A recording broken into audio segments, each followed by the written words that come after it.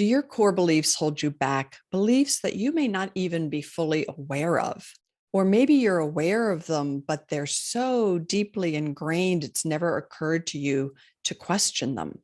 Well, core beliefs are a key component of CBT, cognitive behavioral therapy. And today I'm going to talk about why they're at the core of how we see the world, how they drive the rules and assumptions with which we interact with the world, and therefore how they impact our behaviors and our thoughts, and how it's very difficult to change our thoughts or behaviors without changing our core beliefs. And I'm hoping that this is directly helpful for creating some of the change you'd like to create in your mind and in your life.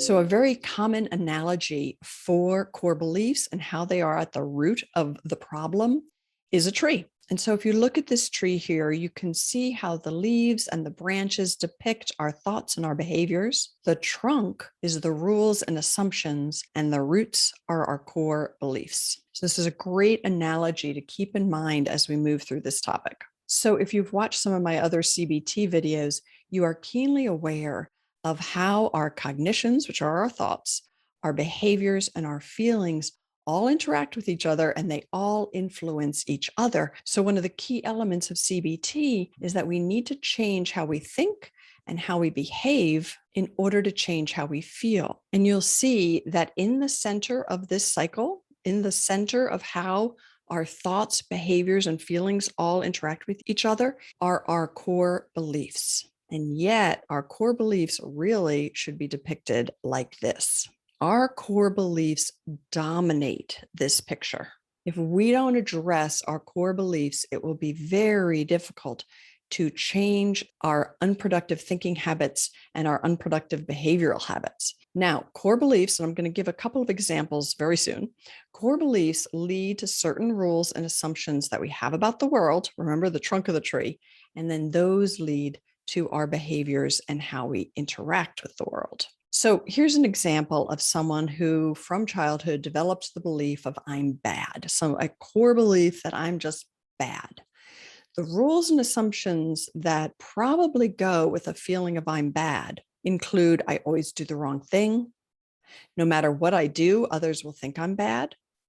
I don't know how to be good. It's just how I am. So if that's at the core of your belief about yourself, what happens? You probably do things you think are bad. And that can lead to reinforcing that belief. So the hugest arrow here is the one that moves from behaviors back up to I'm bad.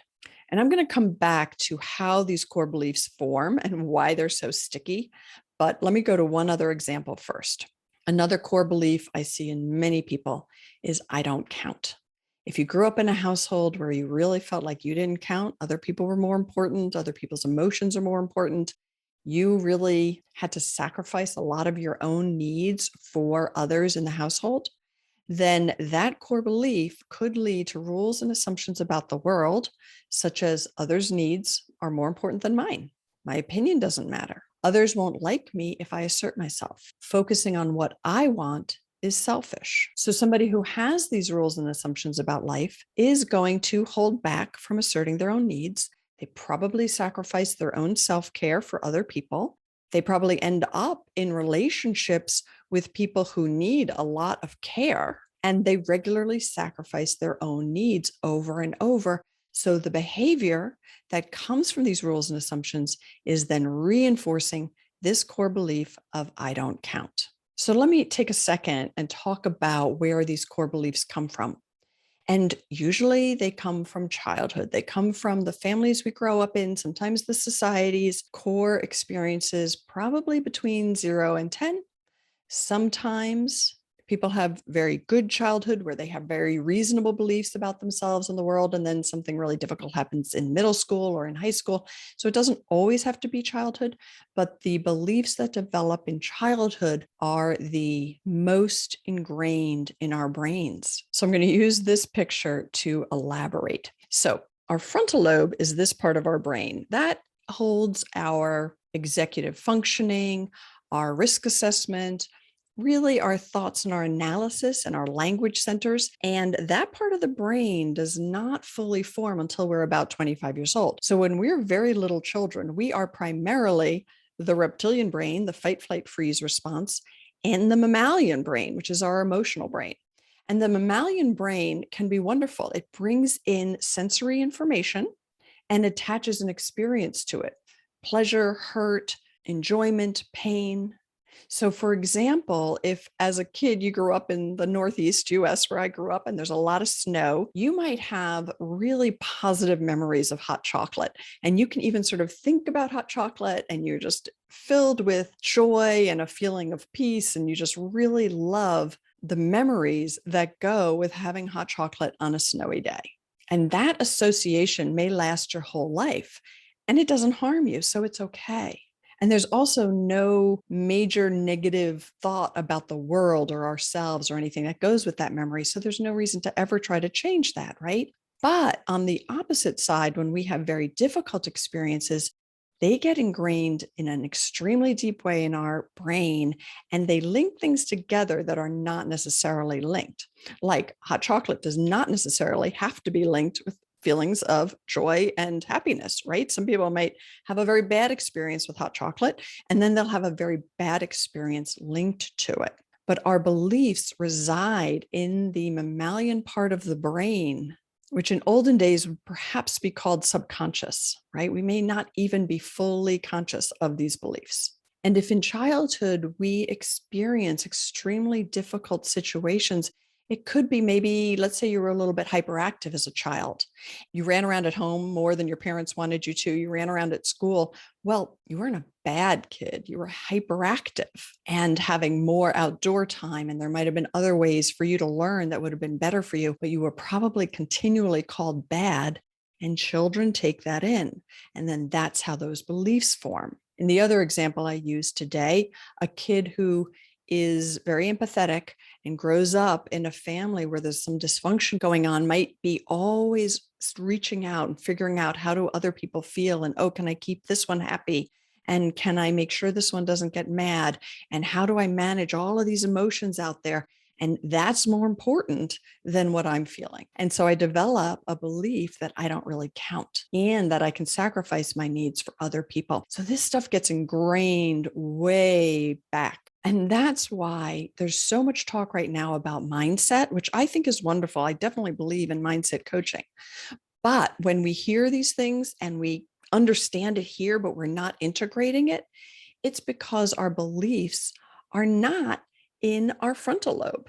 Our frontal lobe understands the mindset coaching, understands have a positive attitude, understands perhaps even that I'm not bad or I'm not, that I do count. And maybe that's all, you know it here, but it hasn't gone deeply. So the work is healing that inner stuff, healing that really deep-seated belief. So how do you do that? So coming back to this, right? Our core beliefs drive our rules and assumptions about the world.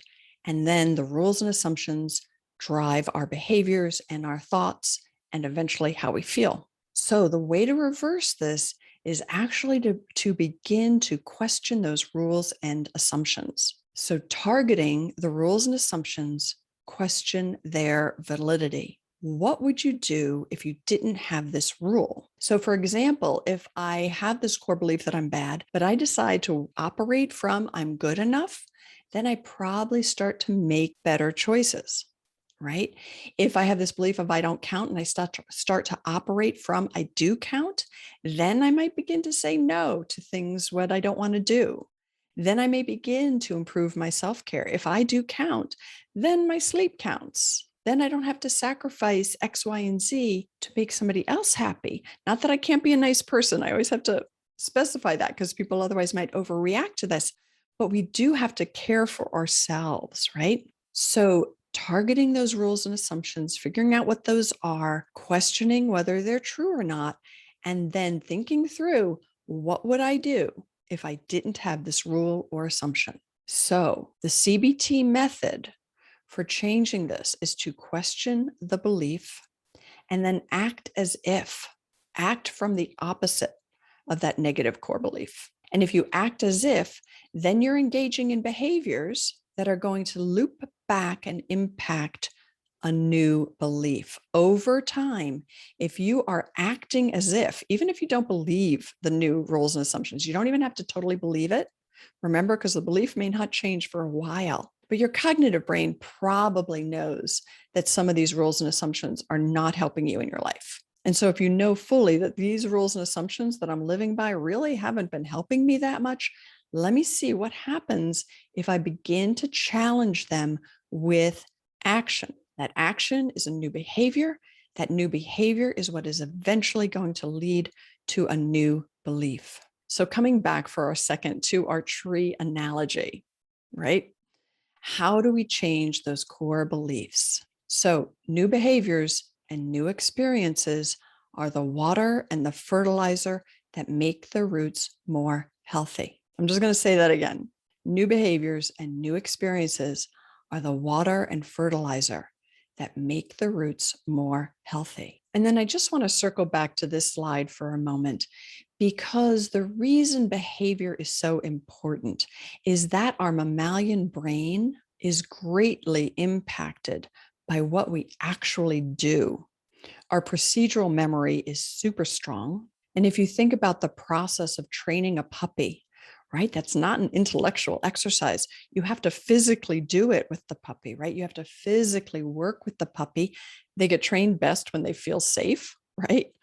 And I'm a firm believer in positive coaching, right? So if you think about it that way, you are retraining your brain. Training your muscles requires you actually do it. You can't just think about it. You have to actually lift weights, right? Training our brains requires action. So back to that cognitive behavioral therapy exercises video I really stress the importance of behavior change, because the reframing happens in this frontal lobe, in that smiling face, right? That's our frontal lobe. That's where we change how we think, which is important. It's very important, but it doesn't always get to the root of things. And that's why we can land in this place of like, well, I know better. I know I count, but I keep acting as if I don't. Or I know I'm basically a good person, but I keep doing these things that then I feel like I'm bad. And if you'd like more information on a way that I think is super helpful for understanding the brain, I do have a video on the triune brain, the three-part brain, and it goes into this in a little bit more detail. So I also want to share with you a free PDF that I have on transforming your negative core beliefs. The link is below in the notes to this video, and the PDF walks you through how to identify what your negative core belief is, and then 3 techniques that you can utilize regularly, like on a daily basis or a few times a week, to eventually change that negative core belief. So download that PDF, subscribe to my channel. It's free. You'll get notified when I release a new video, and I will soon be coming out with a video on identifying your negative core belief, which utilizes a technique called laddering in CBT. And so I hope this has been super helpful for you. Please comment below. Let me know if this video was meaningful for you or not. That's very helpful for me also to get feedback, so I know what videos to produce to help you the most. From my heart to yours, I wish you health and healing. See you next week.